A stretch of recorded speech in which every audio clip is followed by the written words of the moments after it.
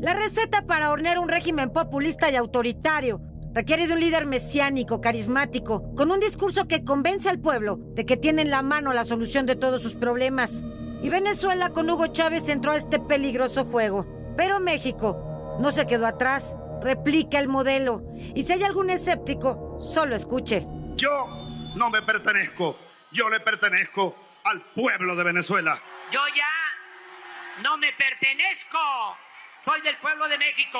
Amor, con amor se paga. Amor, con amor se paga. O tú estás con la revolución, o tú estás contra la revolución. O se está por la transformación, o se está en contra de la transformación del país. Siempre he sido propulsor y defensor de la figura del referéndum revocatorio. Desde hace años vengo planteando lo de la revocación del mandato. Pero la América Latina de históricas dictaduras da más ejemplos. Más allá de los discursos que seducen masas y explotan el descontento social, se busca el poder, aunque los líderes lo nieguen. Would you be president? We will establish a real representative and democratic government. I don't think in being president. I am not fighting for that, nor for any other charge. Es Fidel Castro, que fue dictador casi medio siglo, quien en sus videos de propaganda hablaba de estar cerca de su pueblo para resolver sus problemas. No tengan una carretera por aquí, pero voy a interesarme a ver cómo le podemos hacer. De estar en constante relación con el pueblo, porque es el manantial más inagotable de información. Parece que dejó escuela. Yo quiero tener siempre relación directa con el pueblo. Quiero recoger siempre los sentimientos de la gente. Y en el manual de los líderes populistas con vena autoritaria que prodigan programas sociales, siempre se dice que el pueblo tiene el poder. El pueblo manda, ordena. Porque esa es la democracia. El pueblo manda. Siempre también hay un enemigo común. Para unos es el imperialismo yanqui, para otros son los neoliberales el germen de todos los males. Para que el plan termine de cocinarse, las instituciones democráticas deben debilitarse, como ocurrió en Venezuela. En cuestión de pocos años, más del 90% de los jueces han sido sustituidos. En México también se acabó con la independencia del Poder Judicial y se transita por una peligrosa vía hacia el autoritarismo. You can be surely that Batista is or will be the last dictator of Cuba. Silvia Otero, Fuerza Informativa Azteca. Pues sí, ahí están los retratos, las realidades, el contexto. ¿Y qué viene ahora? Tras la detención del dictador Nicolás Maduro en Venezuela. Esra Chabot, Esra. ¿Qué tal? ¿Cómo feliz estás? año, ¿cómo Igualmente, estás? Buen año para todos. Muy bueno. Feliz Día de Reyes, además. Muy buenas noches. Natalia Torres, ¿cómo estás, Natalia? ¿Cómo estás, Manu? Muy bien, encantada de estar con ustedes. Feliz año. Feliz año. Federico Dorin, ¿cómo estás, Federico? Bien, encantado. Feliz año a todos. Muy buenas noches. ¿Cómo ves? ¿Cómo ves la detención? ¿Cómo ves lo que ha ocurrido en estas horas? No, todo eso... Parece que no ocurre demasiado en Venezuela. No, sí ocurren muchas cosas. Lo que sucede es que pues, estos son procesos que se ven aislados o a veces tratan de ser explicados de manera aislada y eso no te lo explica, no es algo que uno puede entender. Creo que el punto fundamental aquí radica, primero, en la acción, por supuesto, de Trump, de intentar formalmente llegar a un acuerdo con Maduro. Y eso fue lo primero que hizo. Decirle, a ver, te vas y no te voy a tocar, y tu dinero, el señor no quiso. Entonces, ofrecimientos de distinto nivel que como no se dan y los intereses de Maduro son contrarios a los de los norteamericanos, o al de Trump, en este caso.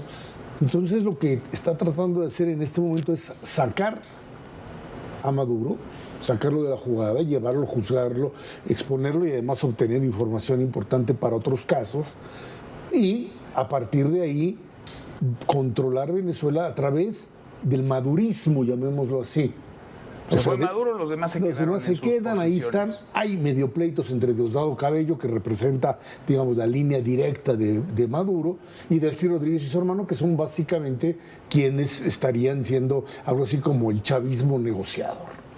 Ahora, en medio de esto, además, hay que recordar que esto se está desmoronando por todos lados. Es un eje político que llega a Teherán, donde, como vimos en la información, pues el país está incendiándose, creo, de una manera mucho más violenta que la que tuvimos hace un tiempo.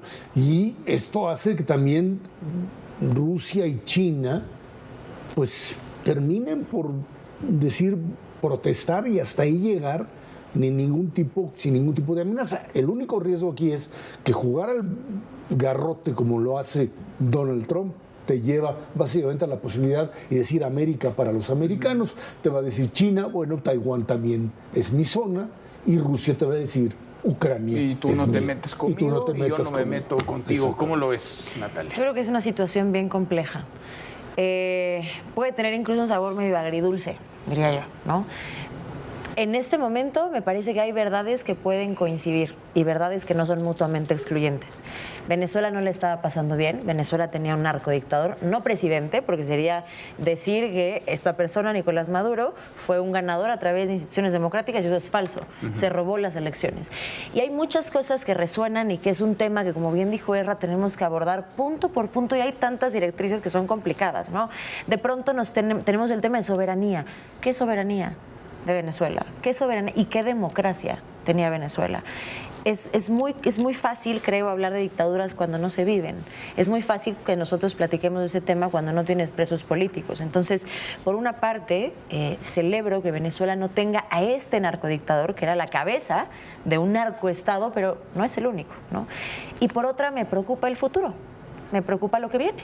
Me preocupa tener a un Estados Unidos tan empoderado que ya no haya límites, ¿no? En algún momento pensamos que el derecho internacional sería un límite, que ya habían estas líneas muy claras de hasta dónde podía pasar un país, qué era soberanía, qué era intervencionismo, en qué casos sí, en qué casos no. Esas líneas ya no están. Los organismos internacionales no funcionan, no sirven. Y a mí sí me preocupa que no lo tengamos claro. ¿Cuándo sí un país puede intervenir en otro y va a ser justificado? ¿Cuando haya dictadura? Cuando no haya dictadura, pero haya un sistema democrático débil, cuando llevemos 20 años sin saber qué pasa en un país. ¿Quién lo define? ¿No? ¿Quién es el árbitro? ¿Y quién lo define? Respetado por todos. Si el día de mañana México no le gusta el presidente peruano, entonces podemos invadir Perú y que nadie nos diga nada porque las instituciones internacionales no sirven y no operan. Entonces, digamos, hay mucha conversación, muchos argumentos en la línea. A mí sí tengo preocupación por el futuro y sí me parece importante hablarlo porque, uno, nuestro derecho internacional no está alcanzando, ni las instituciones están alcanzando, ni hay límites claros, y si los hubiera, a Estados Unidos no le importó.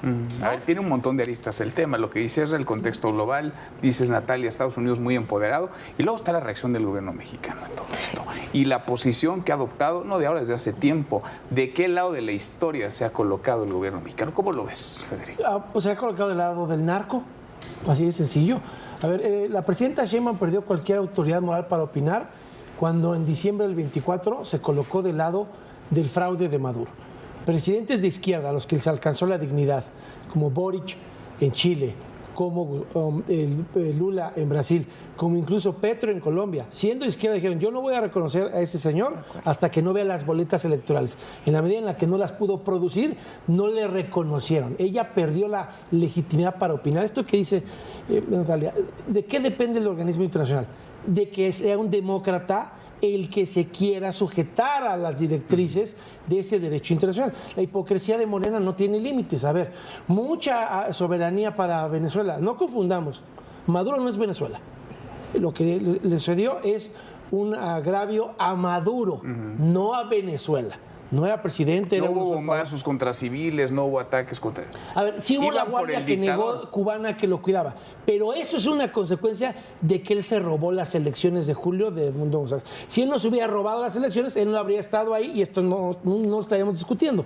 Pero a ver... No es el presidente legal de Venezuela, como él dice, ni legítimo ni legal. A ver, si la policía llega y al ratero que está en tu casa queriéndote robar tu patrimonio lo reprime excesivamente y hay un uso excesivo de la fuerza, no es culpa tuya, es culpa del ratero que estaba en tu casa indebidamente, y si hay un abuso policíaco es un tema distinto a que no sea un delincuente el que estaba en tu casa queriendo robarte. Pero a ver la hipocresía de Morena, brevemente. Evo Morales, cuando hubo revueltas en Bolivia por el fraude electoral, le mandaron el avión de la Fuerza Aérea, y ahí sí no hubo soberanía y no hubo respeto, no dejaron ni comparecer ante un juez. ¿Por qué no tenemos relaciones con Perú? Porque cuando cae Pedro Castillo y cuando Betsy Chávez también iba a tener que ser indiciada ante un juez, le ofrecen mi embajada como mexicano como guarida a una presunta delincuente. Entonces lo que tú no puedes hacer es decir, queremos un juicio honesto para Maduro, pero si a los otros delincuentes los protegemos, pues la misma congruencia debería ser que en Perú, que en Bolivia se hubiesen presentado ante la justicia a los de izquierda que tenían delitos por los cuales responder, y a esos, ¿quién los cobijó? ¿Quién violentó la soberanía de esos países? Sheinbaum y Morena. Y ahí se colocó, ahí se decidió colocar la 4T, claro, del lado del narco. Porque ellos dictador. hacen tandas electorales, y entonces cuando ella es candidata viene dinero de Venezuela para acá o viene dinero de Bolivia para acá. Los cárteles se ayudan unos a otros, hacen negocios como ya estamos viendo entre todos, y lo que hacen es, y cuando tú llegues yo voy a hacer negocio con tu gobierno, y mis cárteles se van a hacer negocio con tus cárteles. Y todo eso es una tanda electoral y de narcopolítica en la que todos son parte de este foro de Sao Paulo, donde pues cuando te toque a ti ser gobierno, vamos a ver cómo transamos nuevos delitos entre tus cárteles y mis cárteles. Ahora, yo creo que en ese sentido, esto es consecuencia fundamental de esta crisis de la globalización. Antes de los años 80, digamos, 90, el principio de autodeterminación del que tanto México hacía uso, pues era básicamente el derecho. Es que ya regresamos por esto. Entonces agarramos la reversa y nos regresamos otra vez allá, en donde es tú no te metas conmigo, yo no me meto contigo, y entonces yo garantizo con ese modelo de protección que yo puedo hacer lo que se me pegue la gana. Y de repente entró el modelo, los cambios que se dieron, la caída del muro, el fin de la Unión Soviética, etcétera, un modelo de globalización que dijo, a ver, un momentito, aquí tiene que existir, para que esto pueda funcionar, tienen que haber normas democráticas donde se pueda, porque todo lo que es el Medio Oriente y Rusia, etcétera, son lugares en donde el tema democracia no es parte como la cláusula democrática de la Unión Europea. Exactamente. Yo no hago negocios contigo si eres un mafioso y si no respetas derechos humanos. Ahora, ¿qué sucedió? Aquí parece un poco al revés. La llegada de Trump al poder, lo que hizo es demostrar que si el derecho internacional se hace a un lado, que absolutamente todo es justificable. Porque además, digamos, de acuerdo a las posiciones, decisiones, acciones que ha ido emprendiendo el gobierno de Donald Trump, lo que hicieron es perfectamente legal. No. En su jurisdicción. Es también cuestionable. O sea, le dio toda una justificación declarando la organización terrorista extranjera, narcodictador, no reconociendo su triunfo. Y si mañana le dices... Es decir, a sus ojos fueron por un criminal, no fueron por el presidente de un país. Hay también un tema, es la determinación de qué es seguridad nacional. Esa determinación de qué es seguridad nacional es completamente subjetiva. Y es lo mismo que se le critica a la presidenta Claudia Sheinbaum, que cuando habla de seguridad nacional, el concepto es súper subjetivo. Y entonces sí podemos hablar de, si un presidente tiene relaciones con el crimen organizado, entra entre seguridad nacional o no, o sí, pues lo determina él dentro de su jurisdicción. Eso no le da carta para que un término que se acople a lo que Estados Unidos decidió que iba a ser seguridad nacional, entonces eso le dé una carta para invadir, ¿no? Que aquí quiero ser muy clara, es un tema tan complejo, porque también entiendo la otra parte. Cuando estuvieron las 16 abstenciones, cuando se robó las elecciones, a nadie le indignó el derecho internacional. Cuando Venezuela gritó y gritó que sus derechos humanos no existían, que tenía una cárcel para torturar, a nadie le importó el derecho internacional. Nadie se quejó de todas las violaciones evidentes de los pactos que cubren a los derechos humanos para que se garanticen en todo el mundo. A nadie le importó. Y hoy es muy curioso cómo la indignación selectiva, sobre todo de la izquierda, viene a decir, oye, el derecho internacional. Yo hace poco escribí una columna donde decía, entiendo a mis colegas hablando de derecho internacional, pero tal vez ya no alcanza. El derecho internacional no se pensó en un contexto geopolítico que tenemos hoy y no ha ido avanzando y no está adelantado. Pero y es que además el argumento de la fuerza, que es el que Trump ha manejado, eso es lo que parece que no entendieron. ni Maduro ni su gente. Es decir, a ver, un momentito, ya no está Biden, ya no está ese contexto internacional de protección. Totalmente. ¿No? Y entonces, pues con permiso, aquí es el garrote. ¿Quieres negociar conmigo? Con mucho gusto se lo dice Trump abiertamente, Federico. Claro. Negocio contigo. Pues si tú me dices, yo me voy a quedar aquí adentro con mis negocios de narcotráfico, aquí en México y en donde sea, ¿sí? Entonces, simplemente lo que tengo que hacer es sacarte de la jugada. Pero cuando lo que me refiero con que no lo vieron o no lo hicieron ver venir es, en esta declaratoria de los cárteles como organizaciones terroristas, él se dio a sí mismo este andamiaje legal para ir por ti extraterritorialmente. Porque a diferencia del caso de Albert Machain, él está diciendo, yo fui por él porque tenía una orden de una corte para traerlo. Y si tú eres un narco que te robaste la presidencia y que me estás bloqueando, al no haber un Estado democrático, puedo ir por él. Él ya se sabía. Y luego vino el fentanilo. Entonces, a ver, en México los narcopolíticos de manera pusieron sus babas a remojar, por eso les mandaron los 55 deportados y por eso ahora presumen que hay más colaboración que nunca. Dijeron, a ver, yo tengo que mandar una señal de que no soy parte de la alianza intolerable del narco del sexenio anterior, y colaboraban mucho hasta esta detención. De hecho, la verdad, se sorprende. Pero al capo del cártel de la chingada en retiro le causó más agravio esta extracción que la del Mayo. Tú ves al gobierno de Morena y a Claudia exigiendo más y peleando más por los derechos humanos de Maduro que por los del Mayo. Bueno, y las dos han sido, digamos, dos capítulos que han indignado realmente. Los hemos visto muchas tragedias y los hemos visto guardar silencio.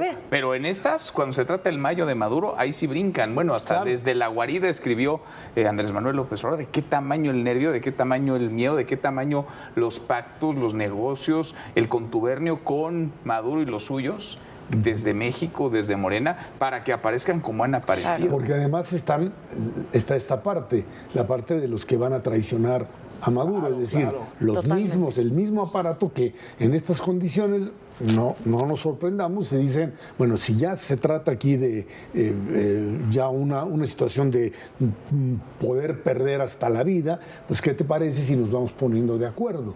Y o sea, ni Trump estaba impulsando un modelo democrático en Venezuela, ni los venezolanos, o ni el gobierno venezolano está, por supuesto, dispuesto a acabar con el negocio que tanto les ha... Ahora, está claro que Trump no se va a detener acá. No.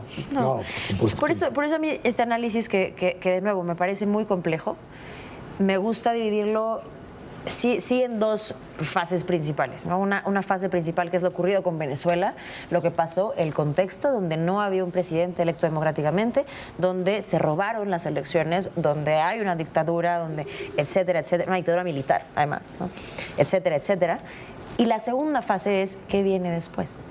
¿Qué viene después con las facultades que se dio Estados Unidos para el mundo en general? ¿Y qué pasa con las facultades que se puedan dar otros países para ejercerlas, digamos, ¿no? Porque entonces vamos a definirlo, pero ¿quién lo define? ¿Solo potencias o todos los países? ¿Y bajo qué circunstancias? ¿Y en qué momento? ¿Y cuántos nexos con el crimen organizado debe tener un presidente para que entonces ya podamos mandar una intervención militar? O sea, sí me parece que lo que sigue es complicado. Porque además pueden ser, digamos, no cabezas de Estado legal o ilegítimamente colocadas, pero pueden ser grupos criminales. A ver, las organizaciones terroristas, el cártel de Sinaloa, el cártel Jalisco Nueva Generación, puede ser un ataque directo a un laboratorio, a la casa de un capo o al domicilio de un actor político. Que sin debido proceso y sin audiencia judicial les da delito ahí en mar internacional. Por eso el nerviosismo de algunos. Pero es no entender otra vez los mensajes. A ver, por eso otra vez la presidenta se vuelve a equivocar. Si tú sabes que le están contando tus pecados en las cortes de Chicago y de Brooklyn, y si sabes que eso se va a acumular en los juicios con las traiciones que va a sufrir el cártel de los Soles y que van a tener casos acreditables financieramente, porque, insisto, Brother Wang, el que se le fugó a la Guardia Nacional que recapturaron en Cuba, ese es el que le lavaba el dinero del fentanilo a todos, no solo a Alfonso Romo Invector. Ese es el que les va a decir cómo le lavaba dinero a todos y con qué instituciones financieras en México les lavaron dinero durante tantos años a los cárteles. Ese baraja, si ya yo sé que la tienen las Cortes de Estados Unidos y sé que van a venir por muchos de los que militan en Morena, pues yo pondría mis barbas a remojar. No me pondría a desafiar como venezolano si sé que van a venir con las pruebas de los Chapitos, del Mayo, de Brother Wang, de Maduro y de las traiciones de los venezolanos para todo el mundo llegar a un plea bargain y decir, pero que se joda el que está en la chingada. Sí, si no logra entender el gobierno mexicano o no logra leer a Donald Trump y cree que tratándolo que con mañaneras lo van a calmar. La presidenta cree que tienen buena relación, o sea, que están a la par. Sí, pero cuando un presidente... Ella jura. Sí, claro, pero ella cree que hacer política es contestarle una mañanera. Sí, pero cuando un presidente de los Estados Unidos le pregunta sobre Claudia Sheinbaum y el presidente como es Trump le dice, buena persona... Eso es impresionante. Pero no los cárteles no gobiernan, los cárteles. Pues entonces tienes que empezar a jugar al asunto diplomático si es que tienes la idea de qué es de lo que se trata. Y nada más lo que le dijo Mark, ¿qué dijo Mark Kulich en la reunión de Procuración Nacional de Justicia? Queremos desarticular cárteles, no detenciones de delincuentes aislados. Eso ya se lo vino a decir a Ernestina Godoy delante de los 32 fiscales. Gracias, Federico. Natalia, muchas gracias. César, muchas gracias. Hasta mañana, pásela muy bien.